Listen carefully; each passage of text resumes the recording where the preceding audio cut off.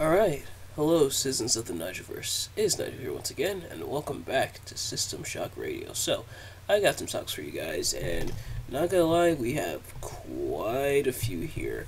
Hopefully this won't take too long, but just in case, strap in for the ride. But without further ado, let's of course get right into it. So first things first, we're gonna talk about is what we're going to be doing on the channel for the month of October, which is kind of already on the way, but throughout the month of October, we're going to be doing various Halloween-related stuff. Now, I did something similar to this last year for the Halloween season. We looked at some Halloween Havoc matches as well as some Halloween movies. We're going to do the same again this year, so I've already reviewed a couple Halloween Havoc matches, such as the duology of matches at Halloween Havoc 1995, featuring both Hulk Hogan and the Giant, which was just riveting stuff, and as well as the Chamber of Horrors match from Halloween Havoc 1991. We're not just going to focus on WCW Halloween Havoc matches. We're also going to focus on some NXT ones as well, because NXT has since, at least since 2020, revived the Halloween Havoc name, and now have kind of adopted it for their own. So we're going to review some of those matches. We got some Halloween movies. I've already reviewed Little Shop of Horrors, and I got some other notable Halloween movies for you guys, especially from my childhood. So if you're excited for those, let me know in the comments below. But the next thing we're going to talk about is kind of some sad news, is that the iCarly reboot has been canceled. Now, this is unfortunate. It's one that caught a lot of people off guard, right? Because the iCarly reboot, which of course was through Paramount Plus, now apparently we have Paramount Plus here, or my family does, but I haven't gotten around to watching the reboot. But a lot of people who actually liked the show, it's one of those reboots, and I feel like reboots are kind of hit or miss, where either it's a nice continuation or a nice retelling of the original source material and kind of keeps it going and kind of stays faithful to it, or it totally departs from it and turns out whack because of it. But iCarly, from what a lot of people were saying, was actually pretty decent. Pretty much kind of keeping a lot of the same humor and everything from the OG iCarly, a lot of that random humor that we all grew up with, and now for a more adult audience, which makes sense because as the creators and everything obviously recognize that the kids that grew up watching iCarly, which me and my sister kind of, a couple of them, probably now have definitely now grown up, just like me and my sister. So kind of gearing towards that demographic. And they even had some ideas, apparently, well, hey, I kind of been following the show, even though I haven't really been watching it, but Carly and Freddie are about to get married, so kind of fulfilling that romance that was in the original show. And Carly's mom had been revealed. And I do like how both iCarly series, both the original and the reboot, kind of stretch out the parents' reveal. Like, Carly's dad was revealed in the series finale of the original iCarly, but now Carly's mom is revealed, and I imagine season 4 was going to go into it, but unfortunately the plug's been pulled, and there's no real reason, at least not given by Paramount Plus, as to why the show has been pulled. It could be a case of low viewership. Maybe the actors didn't want to do it. I know a lot of people say it's not quite the same without Jeanette McCurdy, who played Sam. But if you know Jeanette McCurdy's story, it's kind of understandable why she wouldn't want to play Sam Puckett anymore. But yeah, it is unfortunate. So I probably will have to catch up on it at some point. But the next thing that we're going to talk about, we have quite a few stuff, quite a bit happened throughout the wrestling world this past week, and even a week before, kinda. But the first thing is a major update, and this is something that I'm sure a lot of people saw coming, but apparently before he was released a few weeks ago, as part of a big roster cut, Mustafa Ali was going to become the NXT North American Champion. So Mustafa Ali who was among the, I believe, 20 people who were released a few weeks ago as part of a major talent cut. The first time they had done that in a while. But Mustafa Ali was set to have a North American title match against Dominic Mysterio. But unfortunately got released, so plans had to change. But now it's come out that not only was he supposed to win the North American title here, but it was supposed to be a triple threat between Dominic, Dragon Lee, and Mustafa Ali, which I definitely can tell you would have been a solid match. But also, Shawn Michaels even revealed he had plans for Mustafa Ali all the way even through 2024. So I imagine Mustafa Ali going to the NXT roster was going to be I guess like a permanent thing, at least for the time being. So I can imagine he was supposed to be there for a while, but him being released before then and really messed stuff up. And apparently, even NXT officials such as Shawn Michaels were very upset by the release because it kind of came off guard. And unfortunately, it's something that we've seen between WWE and NXT before. Yes, obviously they're the same company, same umbrella and everything, but almost a case of the right hand not knowing what the left hand is doing, or vice versa, where things from higher up, from upper management, just comes in, swoops in, and changes everything around and really screws over NXT, which is unfortunate. But speaking of which, Dragon Lee is now officially called up to the main roster, or maybe that had something to do with it. I don't know. Don't quote me on that. Just kind of just speculation on my part, but Dragon Lee is now listed internally on the main roster. In fact, I believe he's now updated. I'm just going to check WWE.com real quick. I think he's now been officially updated and promoted to the SmackDown roster, or is Dragon Lee, and I know he's supposed to have a match with Austin Theory. Ooh, oh wow! So Becky also just got like a little pop up. Looks like Becky Lynch is coming out with a memoir, which is pretty cool. Yep, so Dragon Lee officially on WWE.com is now officially a part of the SmackDown roster, so graduating from NXT, which on one hand, he's definitely earned it, dude. The little bit I've seen him, he's definitely talented, but I do wish he would have stayed in NXT just a little bit longer, at least for me. It feels like his time at NXT wasn't really that long. It was kind of brief.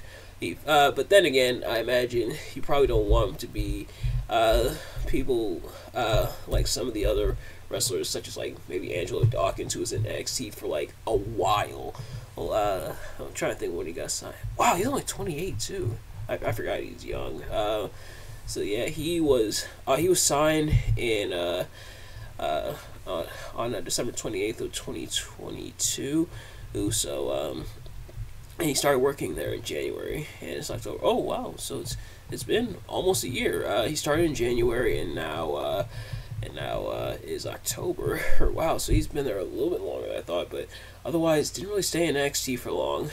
But they speculate that him being called up to main roster was kind of the plan all along. Him spending only a little bit of time in NXT before being called up. But I would have liked to see more of him. But it also sucks that Mustafa Ali essentially and the plans that they had for him, and like if they really did have plans for Mustafa Ali in NXT through 2024, and it seemed like they would have, because like the character change and the promo and everything, it sucks that essentially was ripped away from them. As for Mustafa Ali, I'm definitely wishing him all the best in his future endeavors. Dude is crazy talented, and I know anywhere he's going to go, he's definitely going to be successful. But the next thing I want to talk about is kind of $1 million question. A question a lot of people have been asking and speculating and wondering about, and even not wondering about, which caused people to wonder about them not wondering about it. Is CM Punk going to appear in WWE? It's something that a lot of people have been talking about. Even myself with my friend Steve, follow him on YouTube at Plax TV, as well as on Twitch at Plax TV. We talked about CM Punk potentially going to WWE. Some people have indicated maybe Survivor Series, because Survivor Series this year is going to take place in Chicago. Will CM Punk show up there? CM Punk apparently being in talks about a return to WWE. Like, will it happen We'll have to find out. They've been speculating what type of feuds he'll have, what type of people he'll face. Some people have indicated Seth Rollins, although I don't know if that will happen considering kind of the bad blood between them, unfortunately. But the hatch has been buried before between people. So hopefully, if CM Punk and Seth Rollins are able to bury the hatchet between each other, they could lead to them working together, because I actually wouldn't mind seeing that as a program. But CM Punk coming in, I know perception of it is kind of mixed. Some people are excited at the possibility of him coming. Some people are not really. Me personally, I'd say I'm kind of interested for the most part, but I do. It does have to be stated, he will definitely be on a very tight leash. Like, if one thing goes wrong, if he says or does anything to go wrong, causes any type of backstage like trouble or anything, he's out of there. I imagine he's going to be on a very strict leash, on almost like a one-strike system, because of his history and reputation. Now, don't get me wrong, CM Punk is a big deal, and he's a big draw, and a lot of people were excited when he showed up in AEW.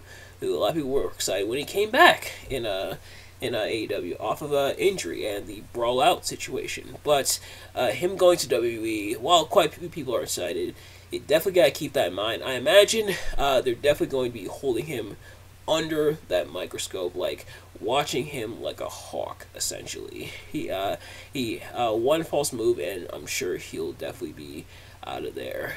I'd like to hope that he doesn't cause any more trouble. Well, obviously, every situation, and I mentioned this when I talked about CM Punk being released by AEW. Not every situation was his fault, but a lot of his reactions to the situations really just escalated them, unfortunately. But if he is coming to WWE, I am optimistic. Corey Graves is dropping all kinds of hints, even though he's definitely denying it, denying that he's dropping hints. But let me know if you guys are interested in CM Punk coming back to WWE. There's been all kinds of speculation as to whether or not he'd actually contribute anything. Eric Bischoff, which a lot of people take his opinion with a grain of salt, and really, I feel like most, if not all, people's opinions you should take with a grain of salt, and of course come to your own conclusion. But Eric Bischoff said they don't really need him, which is kind of 50-50. For the most part, they're still setting records, doing great business without him there, but at the same time, I'm sure he will definitely contribute.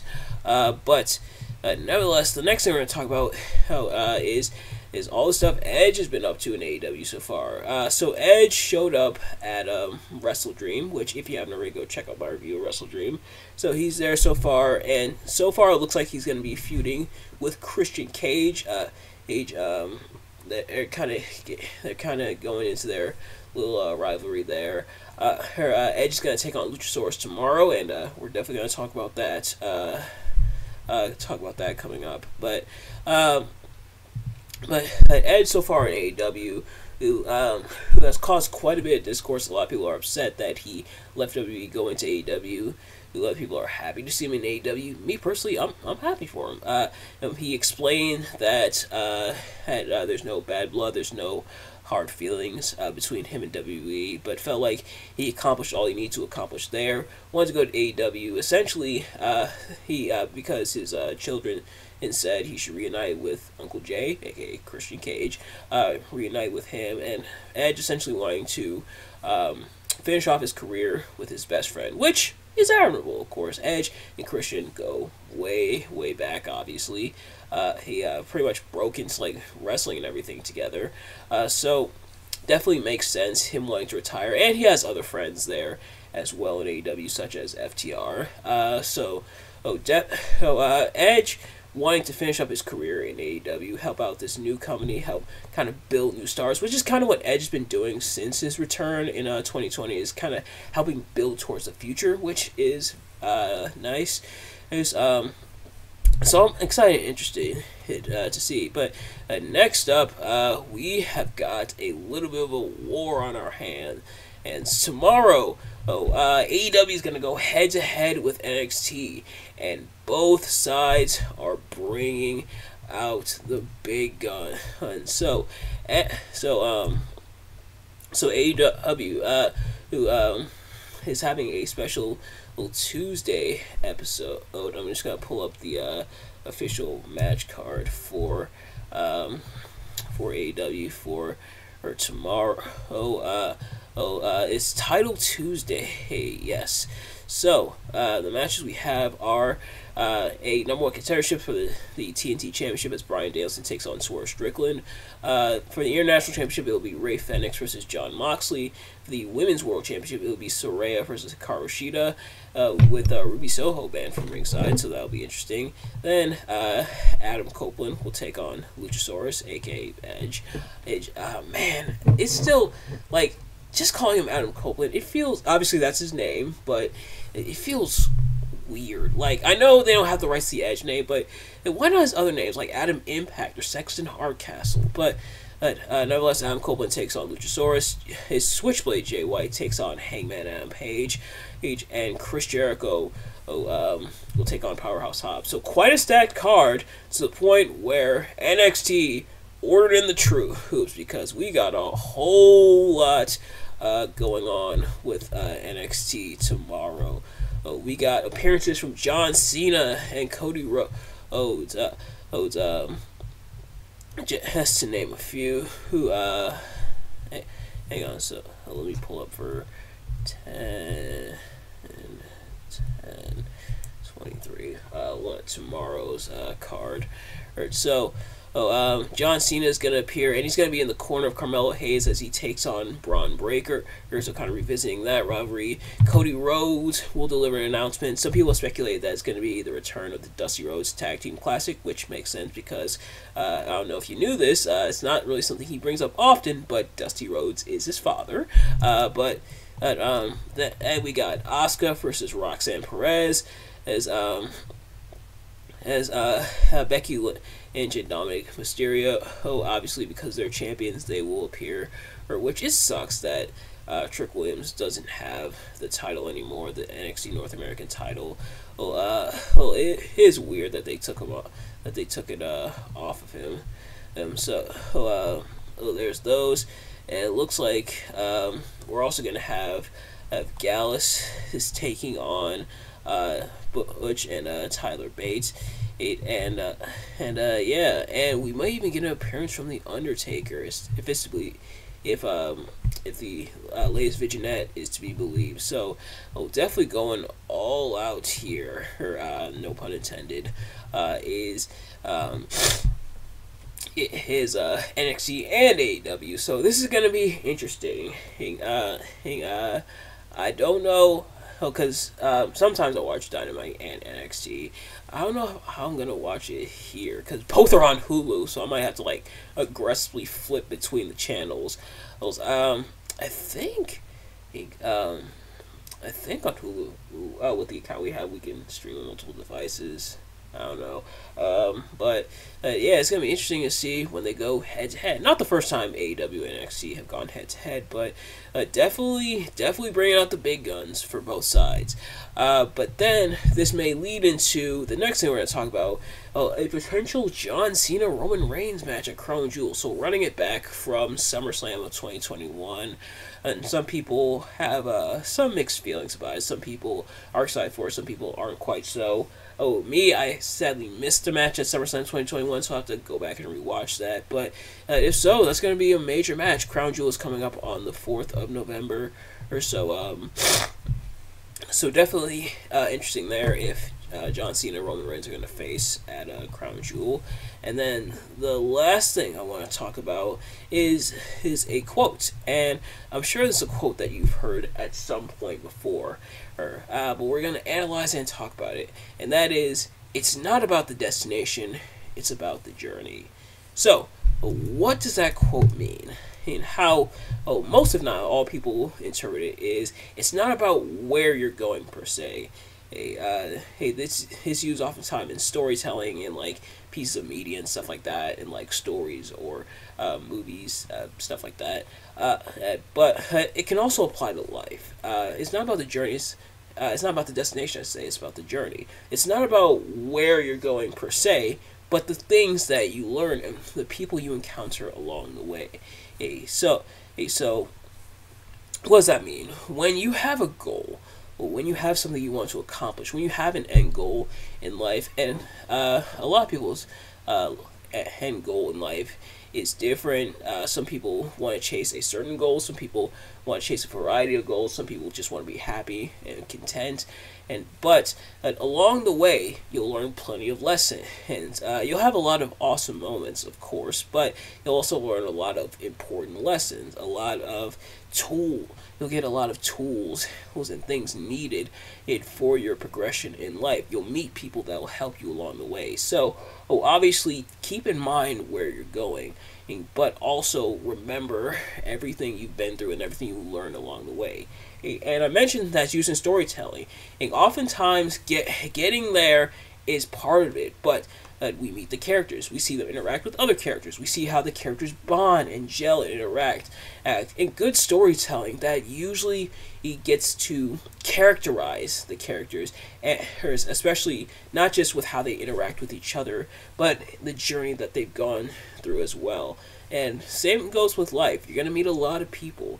Well, some of them will stick with you, some of them won't. Some of them will stick with you only for certain parts of your life. But while you're going to where you're going, while you're getting to where you need to get to, keep those people and everything you've learned in mind. Not all of them are going to be happy. Not just people, but things you've experienced along the way, but they'll be beneficial for you. So the destination is important, but also keep the journey in mind. Excuse me. Also keep the journey in mind. But nevertheless, that's going to do it for this episode. Thank you all so much for watching. I hope you enjoyed. If you did, please do me a favor. Like, comment, subscribe, share it with your friends, share post notifications so you know every time I upload a video so you can see as soon as it drops. Man, I'm kind of shocked I kept this under 30 minutes, but hey. But nevertheless, thank you all so much for watching. I hope you enjoyed. And I will see you guys later. Peace.